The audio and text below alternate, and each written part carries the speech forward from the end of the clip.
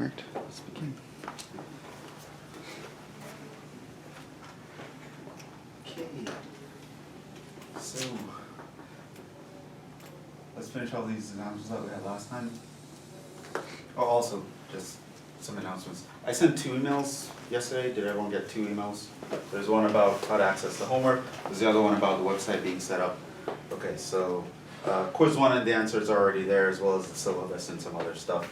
And I'll post quiz 2 there after you take quiz 2 today. So quiz 2 is on the stuff that we were doing last time.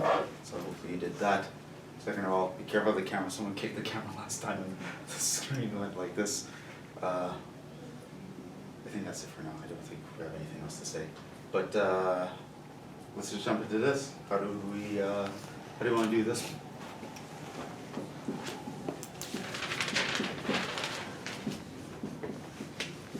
Ideas.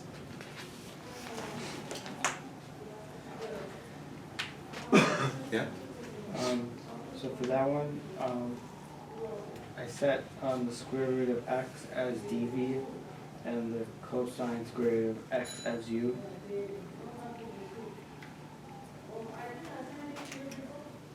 Okay, so you set u equals the cosine of the square root of x, Yep. and your dv as the square root of x. Yes. Okay.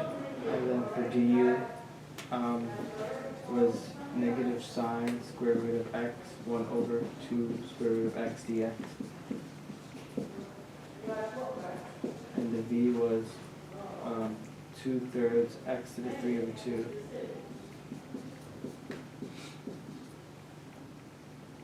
Okay. Or that's 2/3 times the square root of x cubed. Okay, and then when writing, the integration by parts formula, right, u times v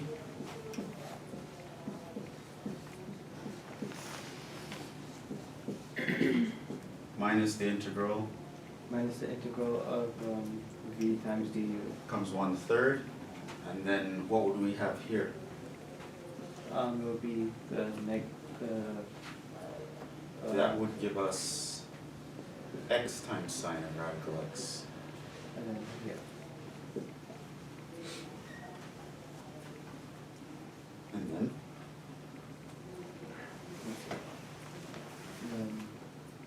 I think you would you do it again by integration by parts? and then what would your parts be? The u value would be sine square of x, and the dv would be x. Okay, and what do you think is going to happen if you do that? The dv is x. What do you think is going to happen? Your v would be? Would be x squared over 2. Right. Is that going to make things easier or harder? Harder. So no. In fact, you're working too hard this whole time. So yeah, no, I wouldn't have done any of this. Other options. So remember, step 1 is there a basic rule that works here? No. Step 2, can I simplify this to apply a basic rule? I don't see a way to simplify this to apply a basic rule. Step 3, would a substitution work? So I'm automatically going to start thinking of a substitution. What makes this integral complicated? Square root of x. Which square root of x? Second one. The second one. That guy in the cosine, you know what, that's pretty messy. Right, cosine of the square root of x? No, that's not nice. So I'm going to do a substitution, and I'm going to want to make that cosine behave a little nicer, because as you can see, you start differentiating the cosine of radical x, you get something uglier, and it doesn't seem to simplify things. So again, of course there's some foresight here, and you'd actually build this up with enough practice. But I can kind of see that because of the square root of x out here, there's probably going to be a by parts coming up. I'm going to do a t substitution. Let t equals the square root of x. So my dt would be 1 over 2 the square root of x which in fact means 2 square root of x dt is going to be the dx, or because my t is square root of x, it's actually 2t dt is equal to my dx. So now I apply this substitution. My integral would become, well, there's going to be a t here from the square root of x, that's that guy, times cosine of the square root of x. Now my square root of x is actually t, times my dx. Now my dx is actually 2t dt. In other words, now I get to something that looks like 2 times integral of t squared cosine t dt. Now that in and of itself isn't something that you can just do easily off the top of your head, but in some sense, in a very significant sense in fact, that's actually a lot easier to do than this guy, right? There's no radicals inside of an angle or anything like that. And in fact, this guy kind of looks nice in the sense that in our mnemonic for integration by parts, these guys fall in nicely. Like, where would the radical of x fall in? It doesn't fall in anywhere. But this guy is an a, and that guy is a t in the Leote formula. And so basically now I can see here's a product of 2 different types of functions. I want to integrate it, and they have forms a and t. I can apply the integration by parts formula using, who would be the u here? T squared. The t squared, right? Which is the a version, right? So a comes before t in Leote, so my u would be t squared. How many times would I need integration by parts here? Twice. Twice. Once I realize I'm going to need it by twice, this is optional. You don't have to do it this way. You can do integration by parts twice if you want. But I'd usually jump into the tabular method. So let's say, let's leave this 2 in here so I don't forget about it. I don't want to forget about that 2. So I would do the tabular method, where I'm going to line up these tables. First derivative is 4t, second derivative is 4, third derivative is 0. That's when I stop. Then I'm going to start integrating the integral of cosine. Positive sine, integral of positive sine, negative cosine, integral of negative cosine is negative sine, and I stop on the level that I have the 0. So it's this times this, plus minus that times that, plus that times that, and technically there's an integral of 0 times that, but that's going to give you a plus c. We can ignore that one. And so this integral ultimately is going to give us 2t squared sine of t minus a minus would give me a plus 4t cosine of t plus times a minus gives me minus 4 sine of t plus constant. And my t is now the square root of x, so I can actually plug that in. So that is going to be 2x sine of the square root of x plus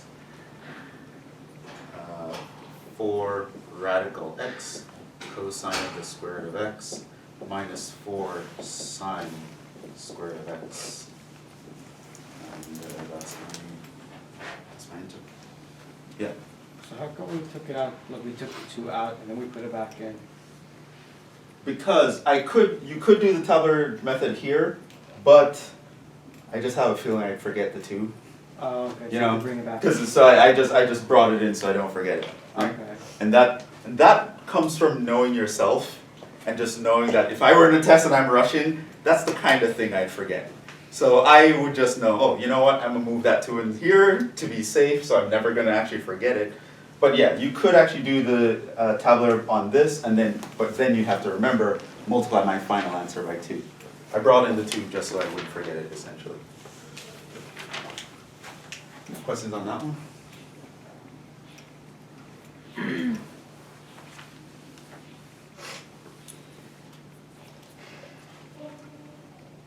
Okay. So based on what we learned there, how would you start off this guy? T substitution. I would do a substitution, right? Because the sine of x squared is complicated. So I start out with t equals x squared dt would be 2x dx. And in fact, so 1/2 dt would equal that x dx. Now, you can notice here that I do have that x dx present. If I notice the x cubed dx, that is actually x squared times the x dx. So I have my x dx here. I can replace that with 1/2 dt. The x squared that's left over, well, that's just t. And this part here is 1/2 dt. And so this integral, I can think of it now as the integral of t times sine of t times 1/2 dt. So I have 1/2 times the integral of t sine of t. And that one, also integration by parts, we only have to do it one time. So I probably won't have to set up the tabular method, even though you could if you wanted to. But at this point, I would just do integration by parts. U equals the t, my dv equals the sine of t, my du equals dt, my v would be equal to the minus cosine of t. And then I would have 1/2 is there, don't forget that, u times v minus the integral of v times du, negative sign here, so that comes out, and that's just a cosine of t.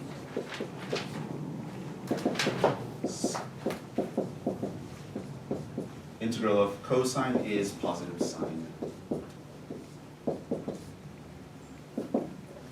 Now I can replace t with what it is, that's an x squared.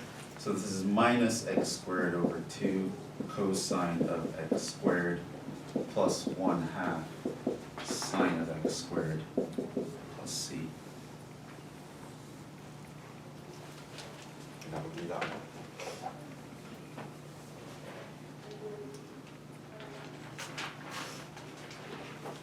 So the moral of the story, just because you know you're expecting an integration by parts to happen because it's the section for integration by parts, don't overgo the method. Basic formula, can't simplify it to a basic formula. Substitution, always the third thing. You always try to make it simpler with a substitution. May or may not work out for you, but you definitely always try. Always try a substitution. Always the third thing you look at. Doing a substitution make it easier. Then I realized I still need something further. I still need more than a substitution. It brought me to a situation where I try something else. In this case, an integration by parts. Applying the integration by parts formula gives me the answer. That is the antiderivative.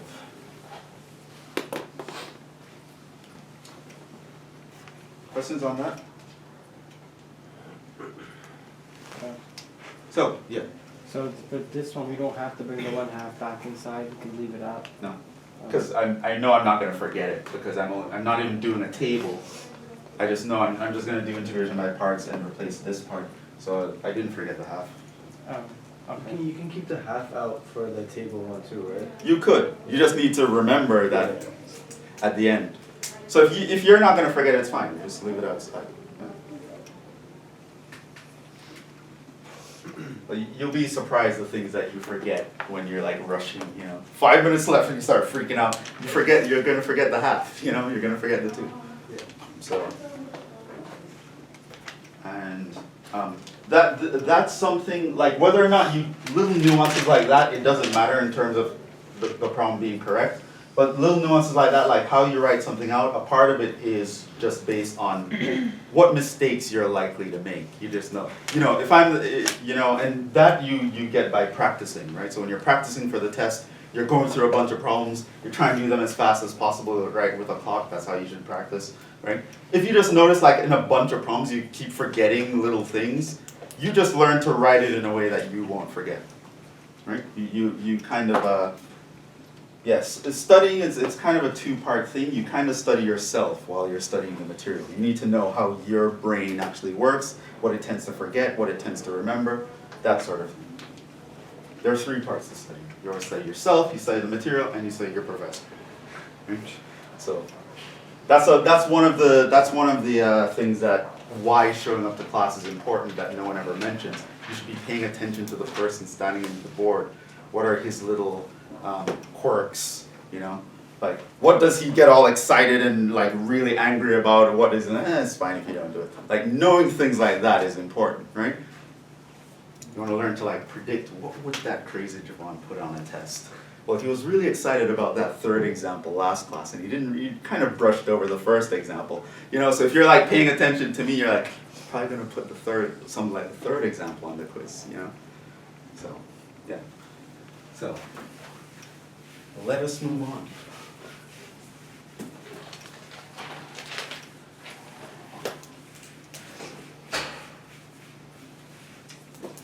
So, we're going to move on to the next section, more integration. We're going to be stuck with different types of integration for a while, as I said. 7.2 concerns itself with trig integrals, integrals with trig functions, and trig substitution. So we're going to learn a different kind of substitution method called trigonometric substitution. So first, let's know how to deal with some basic trig integrals, and then I'm going to teach you a new type of substitution called trig substitution. So, the main idea in both of these is to use trig identities to help us figure out how to integrate.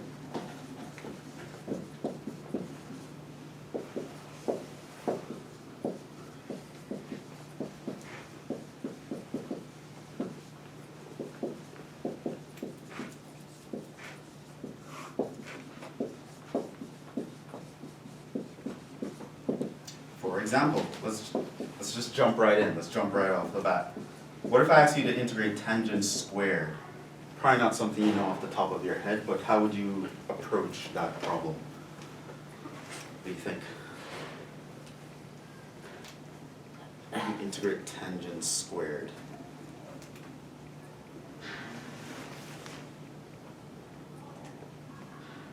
You add one to the exponent and then divide by No. the exponent. When does that actually work? What is he thinking about? Yeah? He's thinking about like constants, like just like the x, you know, like. That's not constant, right? What he was thinking about is the power rule, right? Where you integrate something like x to the n by adding 1 to the power and dividing by the new power, as long as that power is not -1, right? What you'll notice about the rules in this class, in every math class pretty much, is that the rules are like templates, right? You can only apply the rules when the thing you're looking at looks exactly like the rule. An x and a tangent x are very different things. An x is not a tangent, right? So this only applies to power functions, things that look like x to a power. It does not apply here. Other ideas? Yeah. I don't know if this is correct, but it probably goes. Go. It probably goes back to that. But could you make tan xu? Tan xu. Okay. Then. Yeah. Then replace it with. No, it's not gonna work, right? I don't know. What would happen? Like if you say u equals tangent x, then your du would be. It's not gonna work. Never mind. It's gonna complicate. Okay. Other ideas? Yeah. Tabular method? Huh? The tabular method? What are the parts? 1 and tangent squared x. So you'd say u is equal to. 1. I'm just like spitballing. Well, this will work. Sure. Let's do that. So if you want to jump into by parts, choosing it this way wouldn't make sense because you'd have to integrate this, right? Switch the 10x to 1, yeah, I'm sorry. So your u is equal to tan squared x and your dv is equal to dx. Your du would be, what's the derivative of tangent squared?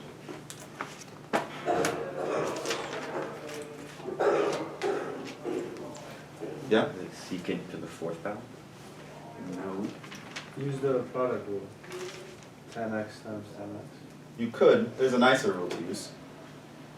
Can you use the power rule with this?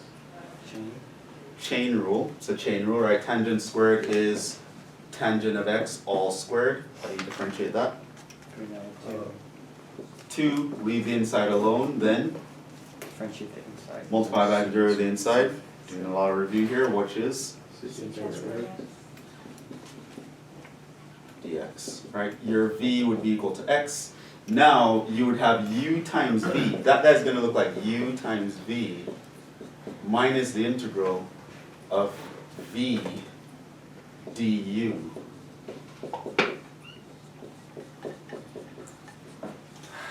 Looks nicer?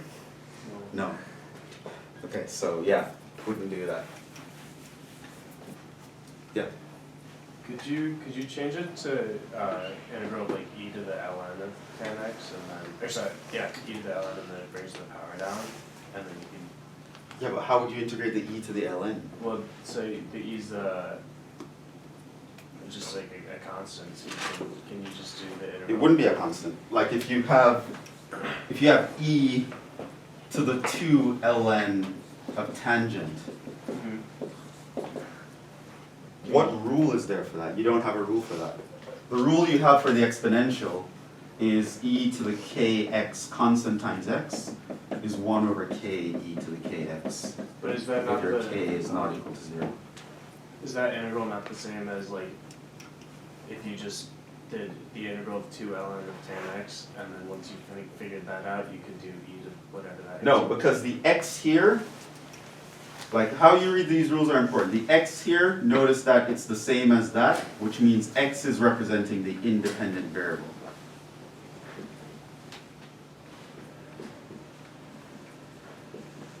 Which means whenever you see x here and there's a dx, that x is literally only an x. It can't be a tan x, it can't be an ln x, it has to be x itself. So like you thinking of this as an x would not be correct. No, I'm not suggesting we do what's on the right there. Okay, so what are you suggesting? You could rewrite, can you do like the integral of 2 ln 10x? And then once you figure out what that is, just do e to that answer. Well, no. Is that a rule? So you're telling me that to integrate e to some function, it's the same as e to the integral of that function? Is that correct? That's not true. Okay. So no, you can't do that. Could you rewrite it as sine squared x over cosine squared x and then substitute? Okay, so what would happen?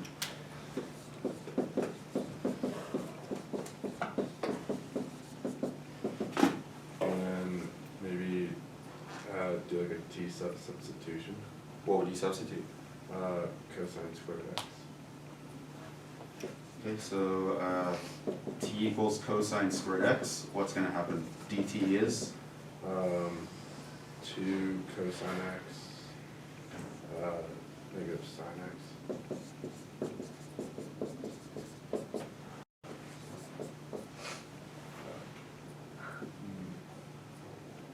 I don't think it's gonna work. Yeah. Can you write tan squared x as 1 plus secant squared x? Or secant? Well, no, because that's not what it is, but I think I know what you're saying. Oh, secant squared x minus 1? Secant squared minus 1.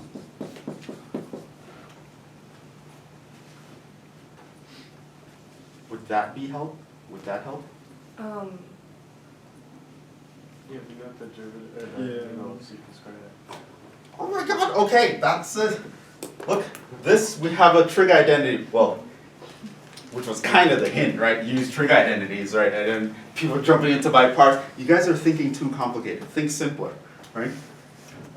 This here is going to be a trig identity. Now for a split second that looks a little more complicated, but that's actually way easier because you know exactly what the integral of secant squared is. It is tangent. How do you know that? Because you know the derivative of tangent is secant squared. Integral of 1 is 1 plus c. That's, Wow. But the answer? now, you could have gotten there from here. Here, again, you're applying trig identity, so you're kind of going down the same road, but what you would have done here instead was to write the sine as 1 minus cosine squared. Then you'd split it up. It'd be 1. And 1 over cosine squared gives you that secant squared. And that brings you back here. So use a trig identity.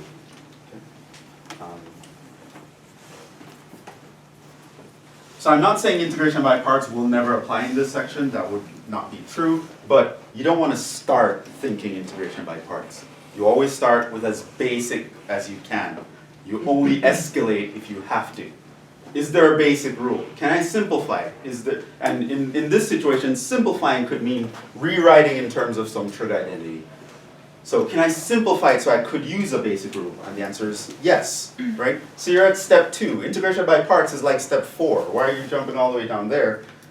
Step 2 actually works. Right? So, yeah, so that's an example. So this is what we're kind of doing, using our trig identities to kind of figure things out. Let's look at some specific cases.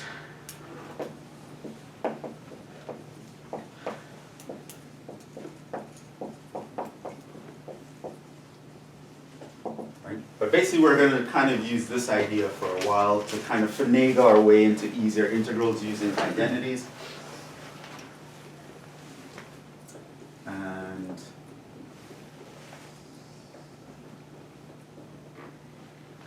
so one main case I wanted to talk about is products of sines and cosines. I also want to talk about products, tangents, and secants.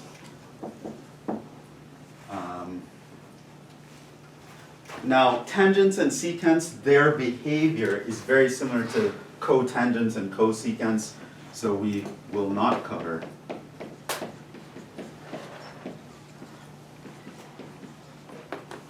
cotangents and cosecants.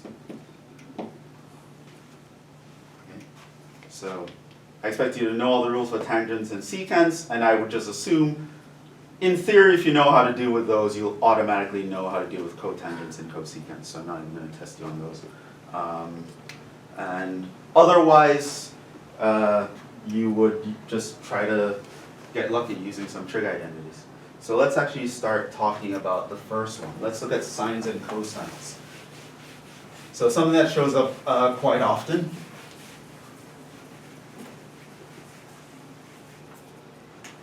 is the type, the integral of, you have sine to some power, cosine to some other power.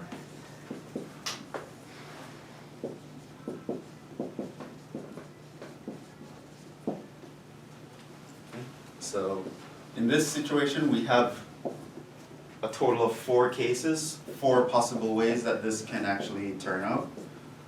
1, m is odd, n even. 2, m is even, n odd. 3, m is odd, and n is odd. 4, m is even, and n is even. Right? So odd means you can write it as 2n plus 1 for some integer, so plus or minus 1, plus or minus 3, plus or minus 5, plus or minus 7, etc. Even is just you can write as 2 times k for some integer k, so 0, plus or minus 2, plus or minus 4, plus or minus 6, plus or minus 8, etc. So you have these cases, and we're going to deal with them one at a time. Now, of course, these two cases are very familiar, like whatever I do here, you just, these two cases are very familiar. Whatever I do in one, you just do it with the opposite trig function for the other. So let's actually deal with case one. So the integral of sine of nx cosine of nx dx, where m odd, n even. Now, there's a standard way to deal with this. Step one, right? So you see something like that, like a cosine to the fifth times, a sine to the fifth times cosine to the fourth, or something like that. You want to integrate that. What do? You save a factor of sine.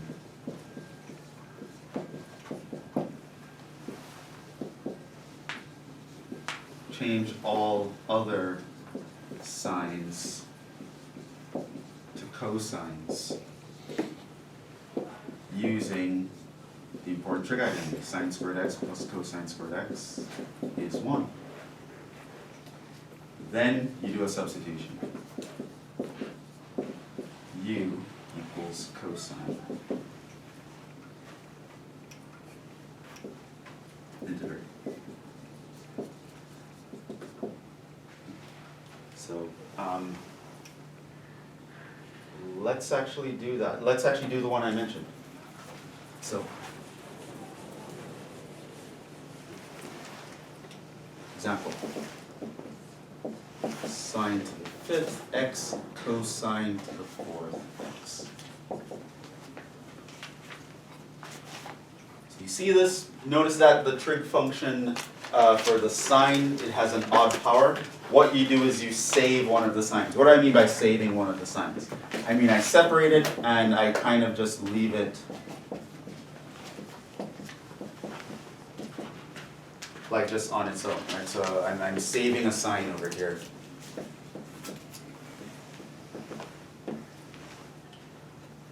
Now what you're going to do is you're going to change all other signs to cosines. So here's a sine, I want to change all of those guys to cosines. How am I going to change them to cosines? Well, I'm going to use the identity. Sine squared is 1 minus cosine squared. And so sine to the fourth is 1 minus cosine squared squared.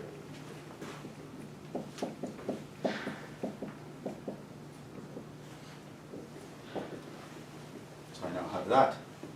And at this point, I do a substitution. U equals cosine. Notice that my du would be minus sine x dx, which here I have that sine x dx, because I saved it. And so this integral will become minus the integral of 1 minus u squared times u to the fourth du. And that is actually not so bad. So here, I'm going to expand this. This is 1 minus 2u squared plus u to the fourth times u to the fourth.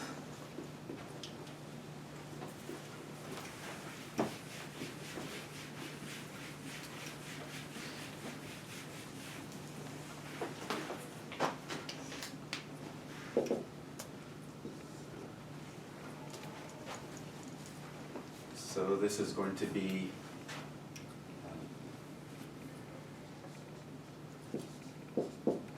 2u to the 4 to the 6th. So I'm just taking minus u to the 4th times this. That's positive u to the 6th. Minus u to the 4th times 1 is minus u to the 4th. Minus u to the 4th times minus u to the times u to the 4th is minus u to the 8th.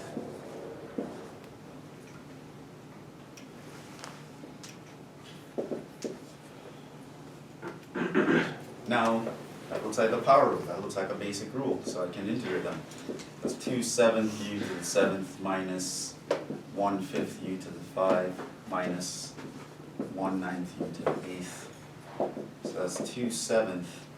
My u was cosine. Cosine to the 7th x minus cosine to the 5th x over 5 minus cosine to the 9th x over 9. change the signs on the terms? Yeah, I multiplied out the, because there was a minus. Oh, I see. Here.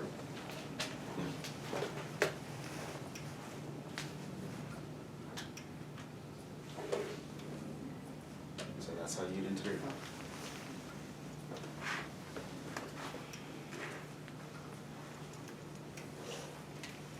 Of course, in the second case, sine n, cosine n, where your n is odd and n is even,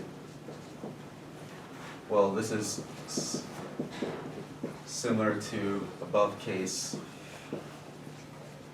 Just switch the roles of sine and cosine. And so that's probably not worth talking about. Let's move on to the third case where they're both odd.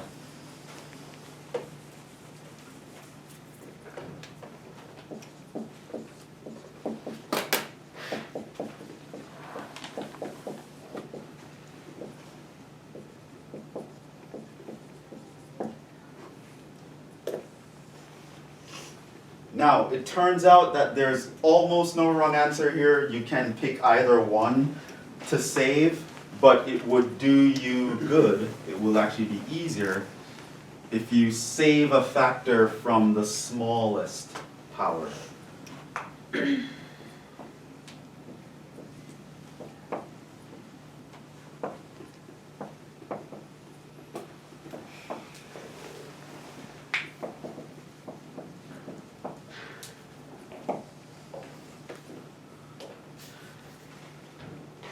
Save a factor of the trig function with the smallest power.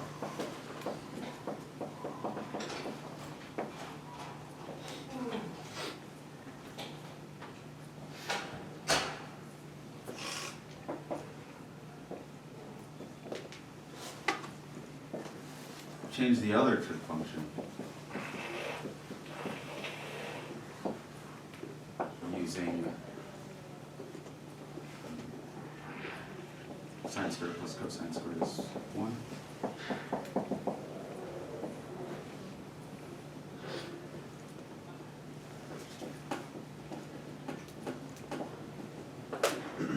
Substitute u equals the other trig function. The opposite one that you from what you saved. Integrate. So let's do an example here.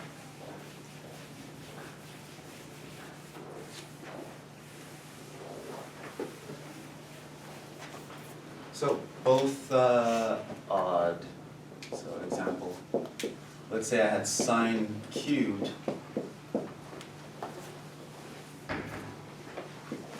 times cosine to the fourth, to the fifth. All right, so both of these are odd.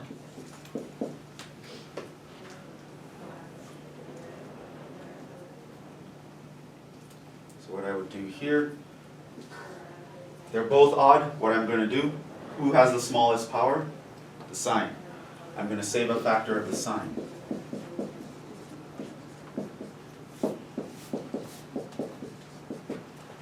I'm going to change all other sines to cosines. So this one.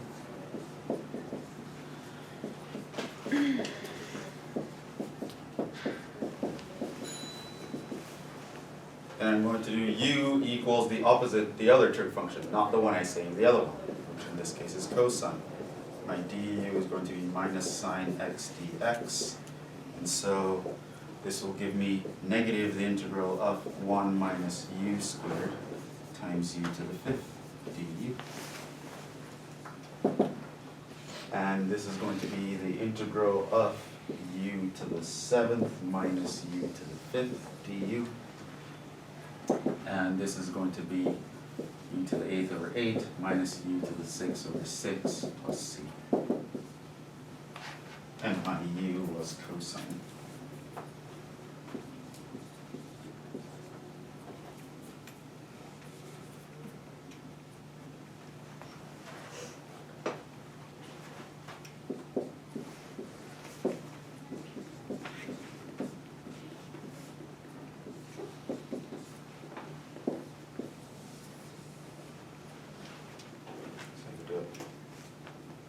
Now, any questions on this?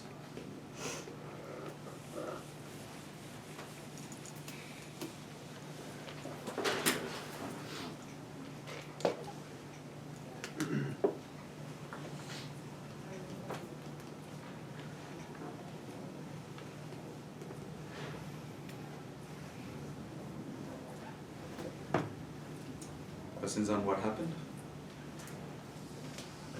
Now, I want you to note, like I said, we could have saved the other one.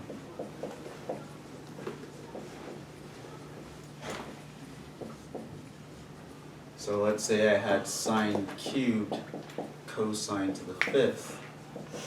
I could have written this as cosine to the fourth and save a factor of cosine, and then change all other cosines to sines.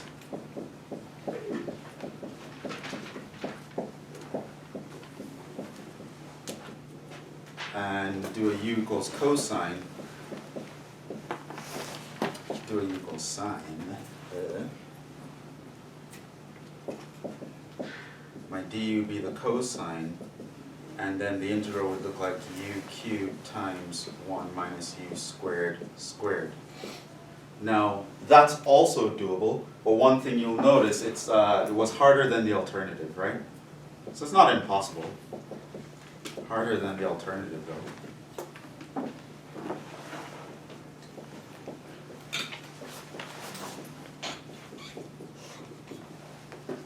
Right, because now you have to expand the binomial, right? And you could also imagine, if this was higher, like the 7th, right, then this would be the 6th. Then here you'd have to expand the cube, right? So the thing is, if you pick the guy with the biggest power, you'll end up having to expand the larger thing. So while both methods in general will work, it's to your benefit to save the smaller guy, because when you have to change the rest of him, the smaller power is what you have to deal with, right? So both ways could work. You can do either one, but it's easier to just save a factor of the smaller power. And which, by the way, I guess at this point I can bring up the fact that depending on the method and the substitution and like how you're approaching a problem, you could have two answers that look very different. Like if I did this, I'd have like a bunch of, there'd be like 3 terms with signs in it, right? But that is equally as much the antiderivative as this guy, right? So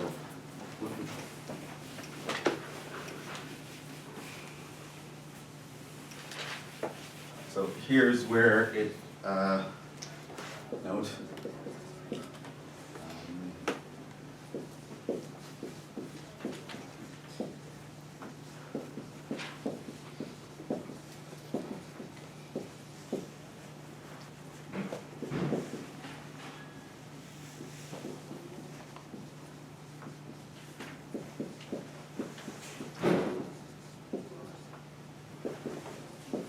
So that's automatically another thing that you have to watch out for in Calc 2 as opposed to Calc 1. Usually in Calc 1, I give everyone to differentiate something.